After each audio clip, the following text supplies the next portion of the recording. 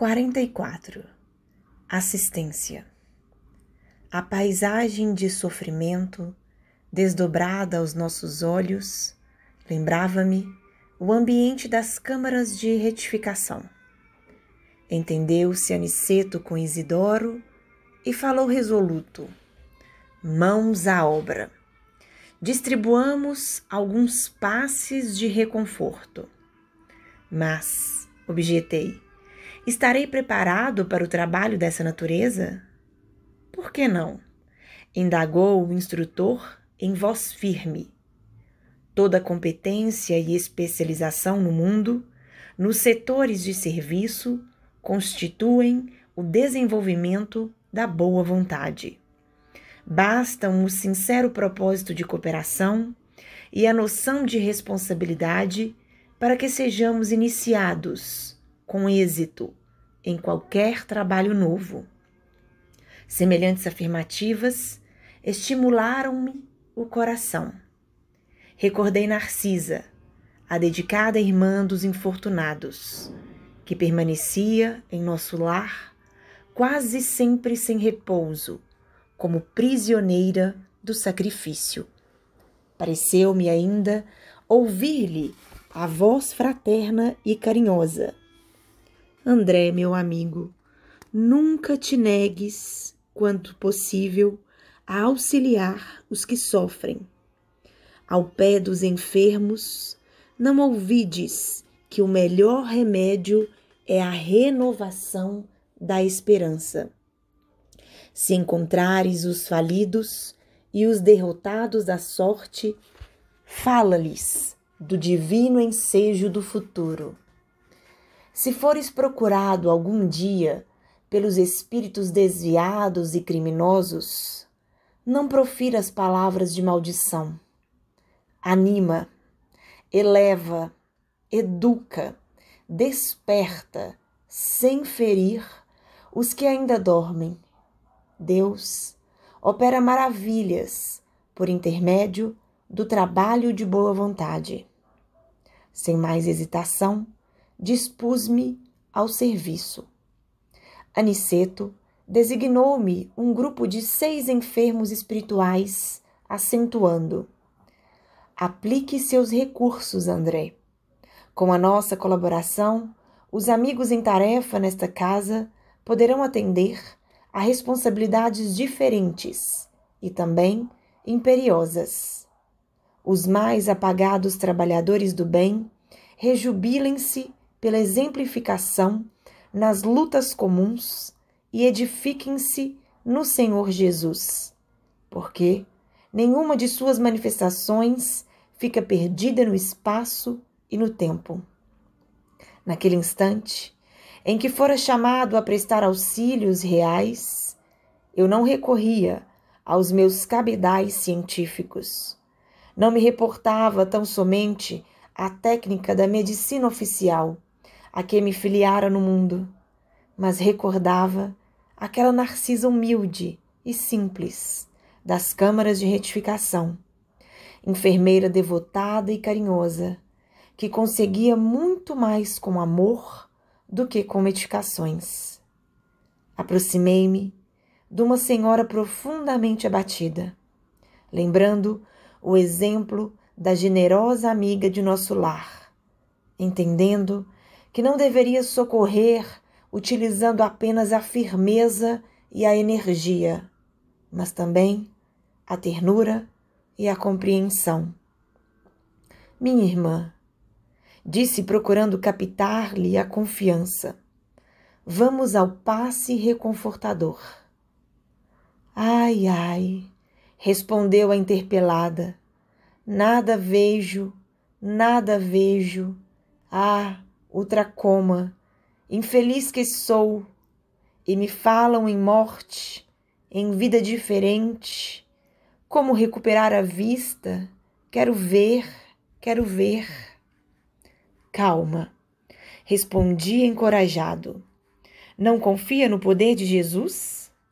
Ele continua curando os cegos, iluminando-nos o caminho, guiando-nos os passos. Somente mais tarde lembrei que, naquele instante, ouvi dar a curiosidade doentia.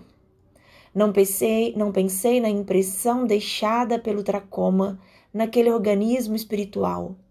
Nem me preocupei com a expressão propriamente científica do fenômeno, vendo apenas, à minha frente, uma irmã sofredora e necessitada. E à medida que me dispunha a observar a prática do amor fraternal, uma claridade diferente começou a iluminar e aquecer minha fronte. Lembrando a influência divina de Jesus, iniciei o passe de alívio sobre os olhos da pobre mulher, reparando que enorme placa de sombra lhe pesava na fronte. Pronunciando palavras de animação, as quais ligava à melhor essência de minhas intenções, concentrei minhas possibilidades magnéticas de auxílio nessa zona perturbada. Dentro de alguns instantes, a desencarnada desferiu um grito de espanto. "Vejo! Vejo!" exclamou entre o assombro e a alegria. "Grande Deus! Grande Deus!" E ajoelhando-se, num movimento instintivo para render graças, dirigia-me a palavra comovidamente. "Quem sois vós, emissário do bem?" Dominava-me profunda emoção, que não conseguia sofrear. Confundia-me a bondade do Eterno. Quem era eu para curar alguém? Mas a alegria daquela entidade, libertada das trevas, afirmava a ocorrência, na qual não queria acreditar. A luz daquela dádiva como que mostrava mais fortemente o fundo escuro de minhas imperfeições individuais, e o pranto inundou-me as faces, sem que pudesse retê-lo nos recônditos mananciais do coração. Enquanto a enferma espiritual se desfazia em lágrimas de louvor, também eu me absorvia numa onda de pensamentos novos. O acontecimento surpreendia-me. Desejava socorrer o doente próximo e, contudo, estava enlaçado em singular deslumbramento íntimo. Aniceto, porém, aproximou-se delicadamente e falou em voz baixa: "André, a excessiva contemplação dos resultados pode prejudicar o trabalhador. Em ocasiões como esta, a vaidade costuma acordar dentro de nós, fazendo-nos esquecer o Senhor. Não ouvides que todo o bem procede dele, que é a luz de nossos corações. Somos seus instrumentos nas tarefas de amor. O servo fiel não é aquele que se inquieta pelos resultados, nem o que permanece enlevado na contemplação deles, mas justamente o que cumpre a vontade do Senhor e passa adiante." Aquelas palavras não poderiam ser mais significativas. O generoso mentor voltou ao serviço a que se entregara, junto de outros irmãos, e, valendo-me do amoroso aviso, dirigi-me à reconhecida senhora, acentuando: "Minha amiga, agradeça a Jesus e não a mim, que sou apenas obscuro servidor. Quanto ao mais, não se impressione em demasia com a visão dos aspectos exteriores. Volte o poder visual para dentro de si mesma, para que possa consagrar ao Senhor da vida os sublimes dons da visão." Notei que a ouvinte se surpreendia com as minhas palavras, que lhe pareceram talvez inoportunas e transcendentes, mas novamente, firme na compreensão do dever, acerquei-me do enfermo próximo. Tratava-se de um infeliz irmão que falecera na Gamboa, vitimado pelo câncer. Toda a região facial apresentava-se com horrífico aspecto. Apliquei os passes de reconforto, ministrando pensamentos e palavras de bom ânimo, e reparei que o pobrezinho se sentia tomado de considerável melhora.